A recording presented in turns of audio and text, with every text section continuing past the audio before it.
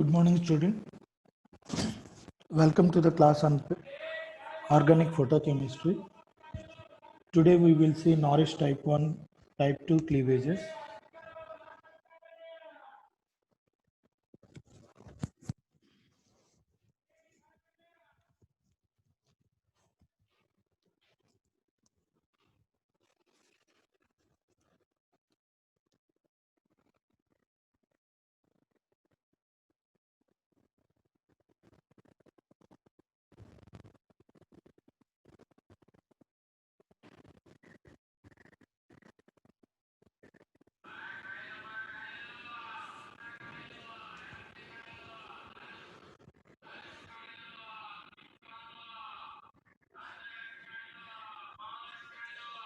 What is Norris type 1 cleavage?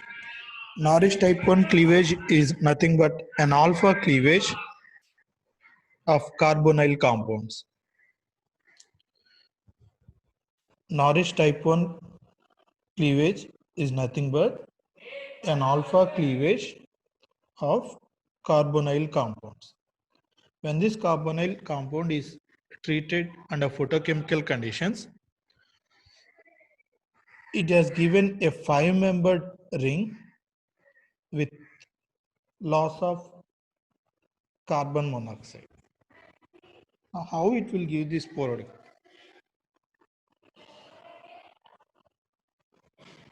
Of course, under photochemical conditions, carbonyl functional group is the first one to absorb light and undergo excitation. So it generates radicals.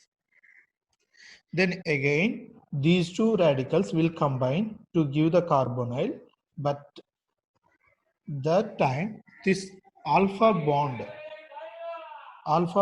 will undergo cleavage. Alpha bond will undergo cleavage.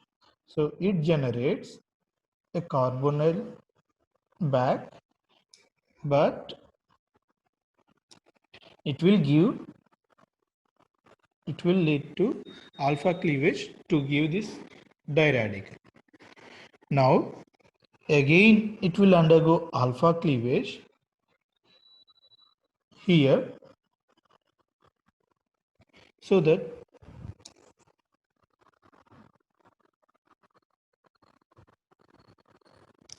it generates a radical here, another radical will be with the carbonyl, so it becomes carbon monoxide.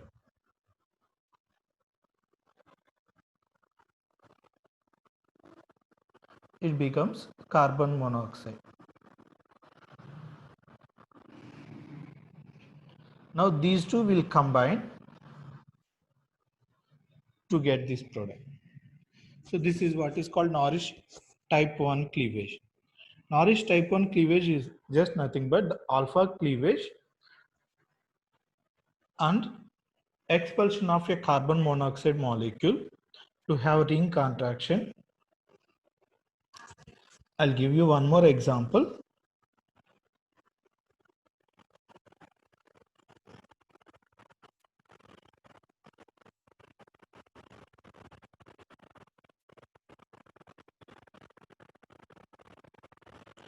What are the products here?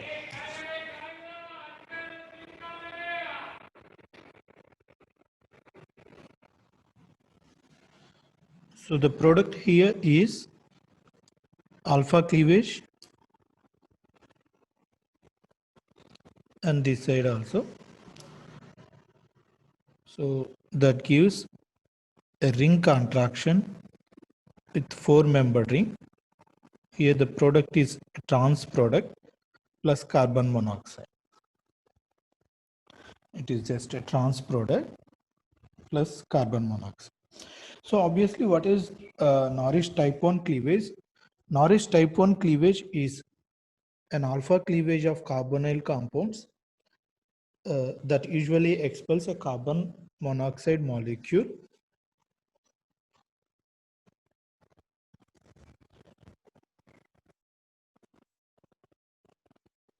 Now when we look at this example, yes, of course, we can easily predict the products as loss of carbon monoxide dimerization of these two radicals to give a compound like this. But at the same time, it is also giving additional products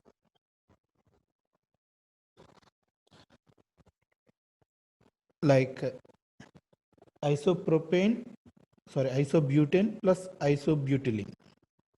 When we look at the products, carbon monoxide is 90% and it is just 5% only. The expected product for Nourish type 1 cleavage, it is giving just 5% only, whereas isobutane and isobutylene, they are accounting for around 75%. Now, how do we explain the formation of these two products? Yeah, carbon monoxide and this molecule, we can easily express it, right? But how do we explain it? I'll directly give the product. So after loss of carbon monoxide, we will have a tertiary butyl radical. This tertiary butyl radical, if it undergoing a dimerization, it will give this product. But in this case, it is not giving this product. It is a stable radical. What is happening here is one of the hydrogen from the primary methyl group, it is shifting to this tertiary butyl group. The reason, the possible reason what we could explain is these two carbon radical centers, that they are tertiary radical systems, so they are very bulky, and if they want to combine to give this dimerized product, it may be a difficult problem. They'll have a lot of sterical crowding. So to avoid sterical crowding, what they will do, instead of just combining, this radical may pick up this hydrogen radical, so that this bond will undergo cleavage. So it generates hydrogen radical as well as an alkene. When this tertiary butyl radical picks up a hydrogen radical, it becomes isobutane. So the possible reason could be the sterical crowding around these two radicals, which restricts its dimerization.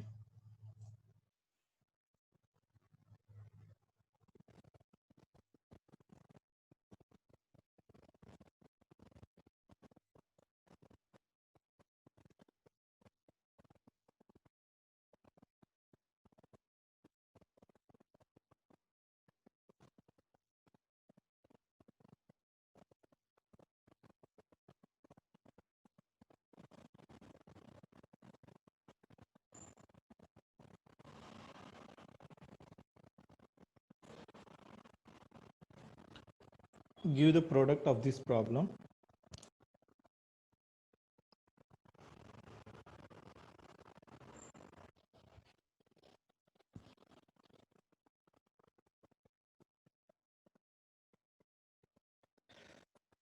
When this cyclooctenone is treated under photochemical conditions,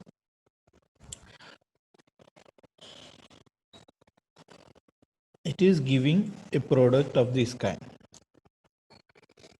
Of course, it is called 1,3-SL shift, what we have discussed in yesterday's class. Now, how do we explain it? Now, here it is undergoing 1,3-SL shift with ring contraction. Yeah, under photochemical conditions, carbonyl is the first one to undergo excitation. This is 8-membered ring. So carbonyl will undergo excitation, then it will undergo alpha cleavage,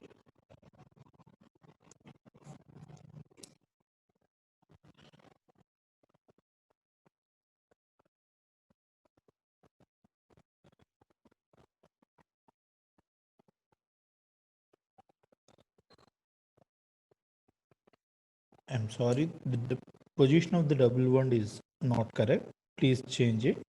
It was not all alpha beta unsaturated. It was beta gamma unsaturated system. Okay, it is not alpha gamma beta unsaturated system. It is beta gamma unsaturated system. So because of the alpha cleavage, what we are generating is allyl primary radical. Allyl primary radical. Yeah, in this case, when we write a form, resonance form, then it becomes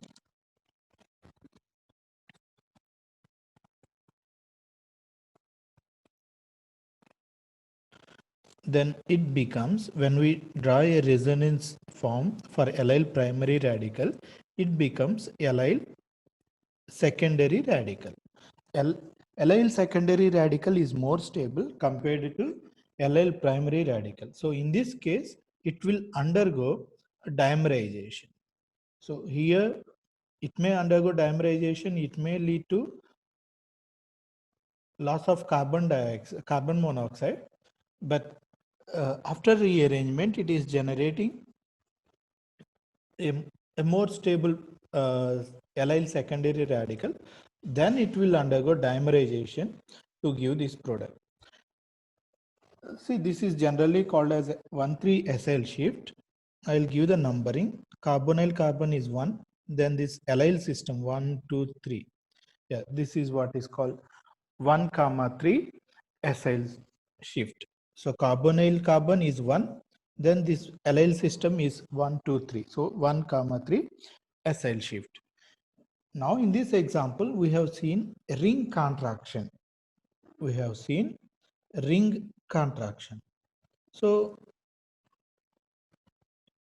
generally in Norris type 1 cleavages, we observe a ring contraction. Not only ring contraction, if proper substituents are there on alpha position to the carbonyl group, we can also have ring expansion.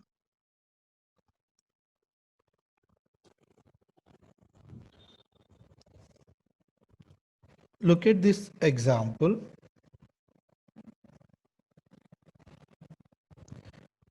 where the carbonyl is having an alpha substitution of 3-membered ring.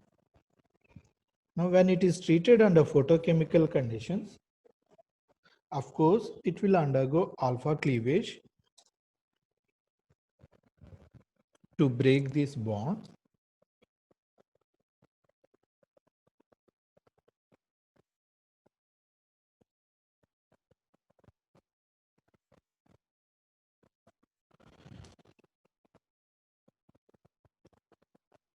Of course, it is a stable radical because it is next to the 3-membered ring, but still 3-membered ring is highly strained ring.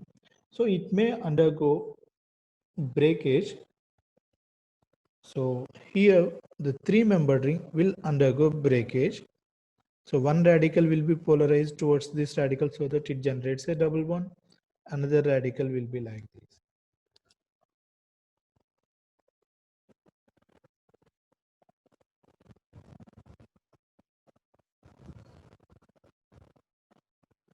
This is there, but this is the new double bond generated, and this is the radical. New double bond and radical. Here the configuration must be E. I have written in a cis fashion, but still it should be E configuration. Okay, I'll rewrite it again. Now, see, in the previous example, we have seen ring contraction, but here you see the internal radical is now rearranged to terminal radical.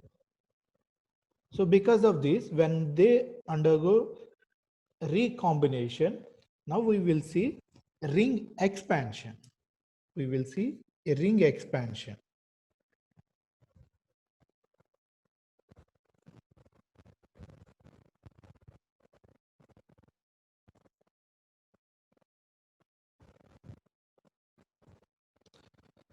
This is the E double bond, remember.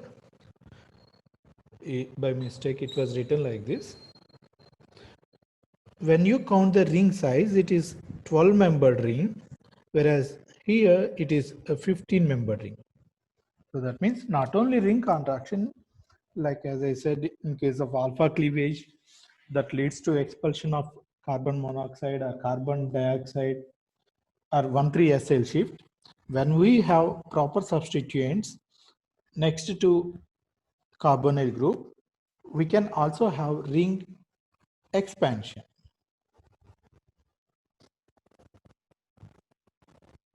Now look at this example.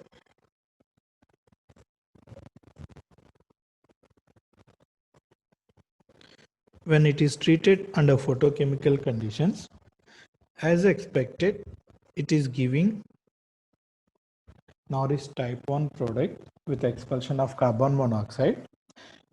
At the same time, it is also giving a variety product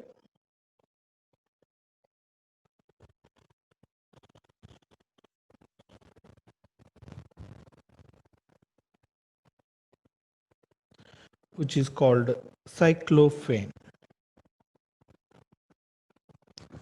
This is called cyclophane.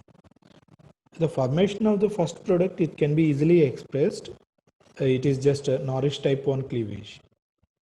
But how do we explain formation of cyclophane?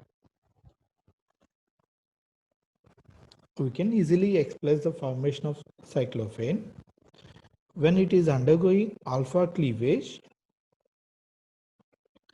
It generates, now I'll write the phenyl ring also.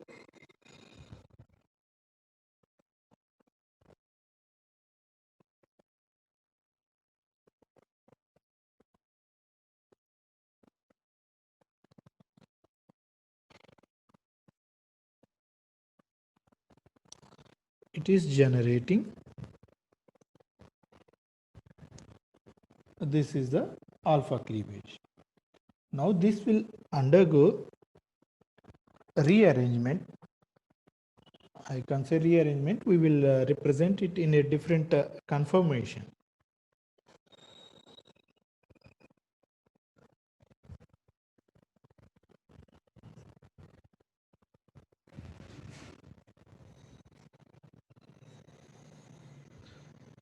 One, two, three, four, five, six membered ring. 1, 2, 3, 4, 5, 6 membered ring.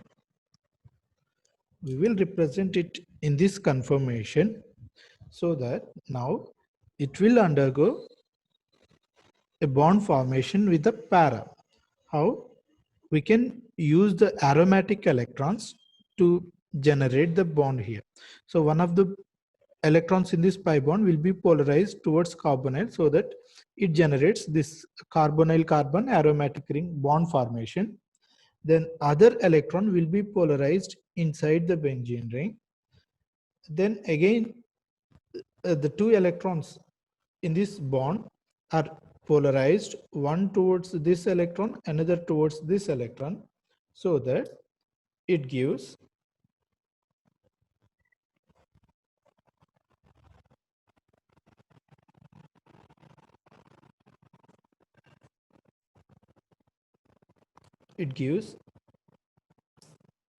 this is the undisturbed bond.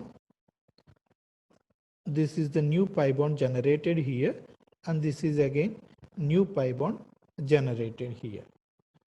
Now we have a hydrogen here. This will undergo rearrangement. This will undergo tautomerization to give the aromatic system, because this is less stable compared to aromatic system. So this will easily undergo rearrangement to give this product.